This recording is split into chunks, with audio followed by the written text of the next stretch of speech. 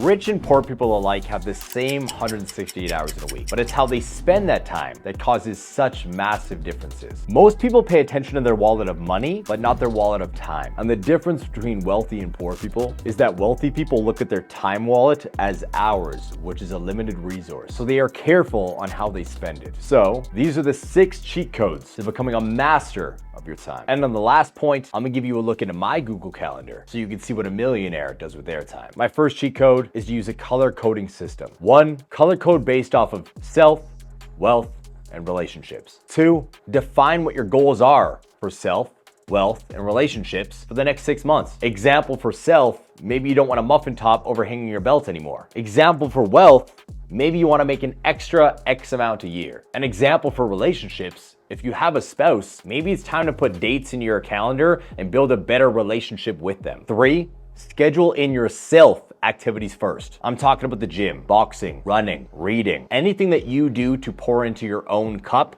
so you can then pour into others needs to be in your calendar first every day. 4, schedule business or wealth second. Taking building an online business for an example, there are 4 pillars you need to focus on in building your wealth goals in that area: attraction, conversion, delivery, and mindset. So when you look at your calendar, schedule in things for the attraction section, all of your marketing to draw in eyes. Then move on to the conversion section. What are you going to do to sell people on your shit? Then the delivery, make sure you give them such an amazing service they never want to leave you. And then the mindset. Work on your mindset around business activities so you don't randomly throw a hand grenade and blow everything to smithereens. 5, be subjective with your relationships. Look at your family, your spouse, your friends, and anybody else you would like to build a relationship with. Are all of them flourishing? Yes, then you probably don't need to make your entire calendar reflect for them. But if they're not flourishing, if you want a better relationship with your friends, your family, your spouse, then put time in your calendar after you've put in self and business to give them time so they feel accounted for and cared for. Which brings us to my second cheat code, which is to establish a weekly structure. Not all days should be balls to the wall. Work as hard as you can on each activity under the sun. Instead, break it up into 7 segments that all have focus on their own. Now, this is a loose system to follow. It does not need to look exactly like this, but as an online entrepreneur that has generated multiple 7 figures and have helped thousands of people scale and grow their online businesses, this is what we have told them to do. It doesn't mean you can't schedule in other activities on these days. It just means learn how to be flexible and regimented. Breaking up your week looks like this. Monday is for marketing, content creation, everything on top end of the funnel to bring you in leads for your business and your life. Tuesday is for conversion, where you're going to take all your sales calls, study DMs, study sales, practice sales. Wednesday is delivery focused. This is where you deliver on the promise you said you were going to give all of the clients you now have, or all of the prospects that have now bought off of you and becoming a paying customer. Thursday is about skill stacking. Do not stop learning. Go learn more about your craft. Learn about things that could help you with your craft. Improve and expand, because the more valuable you are, the more you can charge. Friday, pour into self. Do whatever you need to operate at a high level, whether that's working on your recovery, going for a massage, chiro,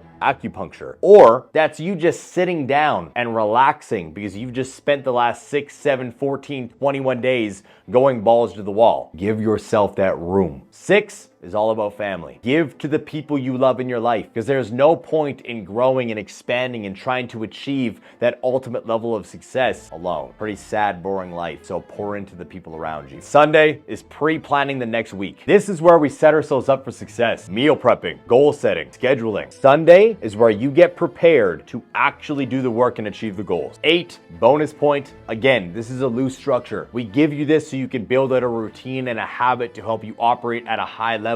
But that doesn't mean you can't schedule in a couple meetings. This doesn't mean you can't schedule in some off time during the week. This doesn't mean you can't schedule in some dates or some content creation or whatever you need to do on other days. Think about this structure as an 80-20, regimented but flexible. This leads to my third cheat code, which is establishing your non-negotiables. First, you need a morning routine. You need to start your day with a win. So in your morning routine, I suggest you do these 3 things. First, exercise. Exhaust the body. It will help you immensely throughout the day and it will prepare you for what life throws at you. Second, hydrate. Drink some water and get your body operating how it should. I get it. I'm a caffeine addict just like a lot of you guys. Before you chug that coffee or that energy drink or that pre-workout, grab a cup of water and start drinking. Get your water in. 3, stimulate the brain. Listen to something that moves you. I've listened to the same No Excuses video on YouTube for the last 5 years. But on top of that, I listen to anywhere from 2 to 3 success motivation videos on YouTube before 8 a.m. because listening to other successful people have programmed me to work on my mindset and focus on bigger things instead of getting stuck in the mediocre life of others. 2,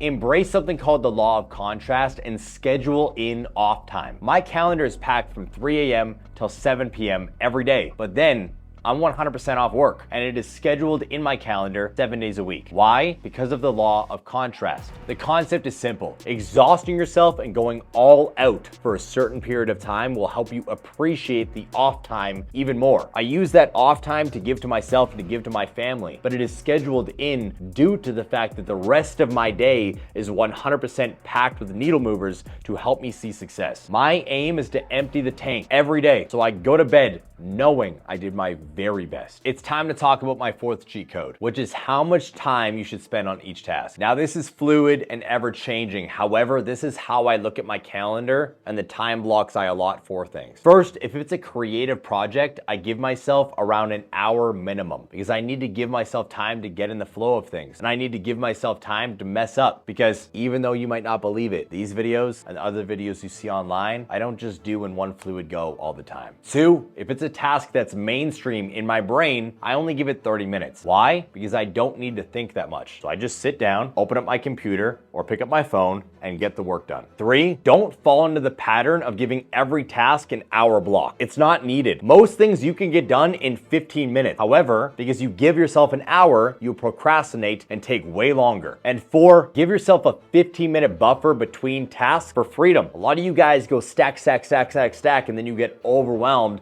and you start giving each thing not your full potential. I give myself breaks and time between, not only for self, but my son and my wife that are just upstairs. Bringing us to my 5th cheat code, which is that Sundays are for scheduling out absolutely everything. Every Sunday from 11 to 12:30, I review the previous week, check all my goals, look at every win and loss, and assess what I need to change for the next week coming. One of the main things that I will do is I will review my non-negotiables and big needle-moving tasks and make adjustments where necessary based off of how quickly I achieved said task or if I failed the time block I put it in. Why does this matter? Because the whole point of this is to become a master of your time. If you are not assessing the previous week, you can't think to improve the next following week. Now, when inputting my non-negotiables, my needle mover task, and any other task that needs to go into my calendar, I lay them out pretty strategically. One of the main things I do when it comes to scheduling my morning in my calendar is put the Eat the Frog task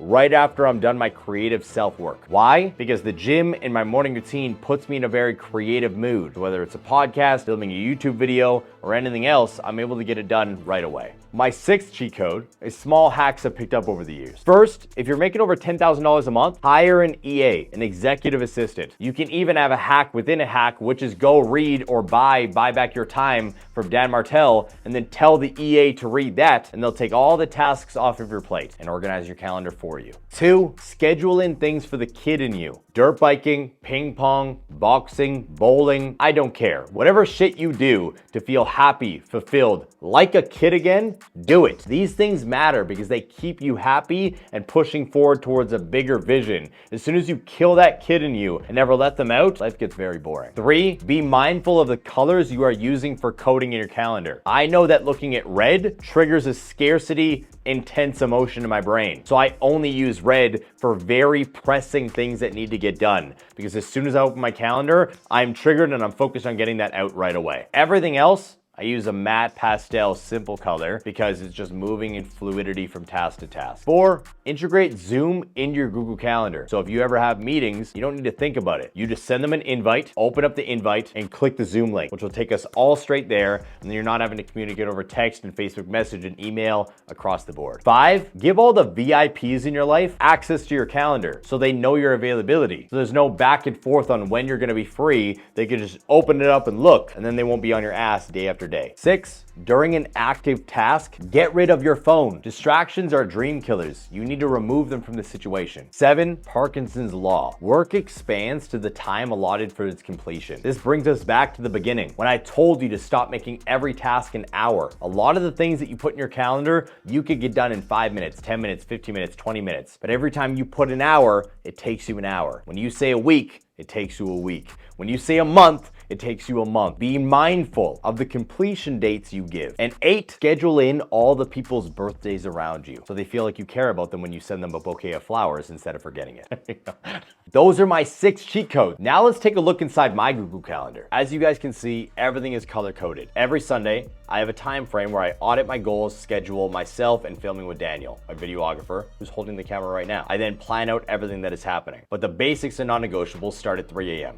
Morning routine. My morning routine is as follows. Cold shower, 5 minutes of gratitudes, 5 minutes of affirmations, 5 minutes of meditation, vitamins and supplements. Then I go to the gym. After I'm done at the gym, I do 15 minutes of steady state cardio, and I either do business win stories or an IG story. And then I go into boxing. Sometimes boxing is a little bit longer than an hour. Sometimes it is an hour. Again, flexible but regimented. As soon as I am done that, I go into the eating the frog creative task, which is posting on social media and then doing a podcast. The rest is based off of the themes of the week. Every Monday starts with these 2 individual calls. Then it flows into the non-negotiable filming sessions, all in yellow. Everything red is appointments that need to get done. Pink is my wife, purple is my family, and orange is self-work, i.e. getting away from everything else that is draining my mental energy.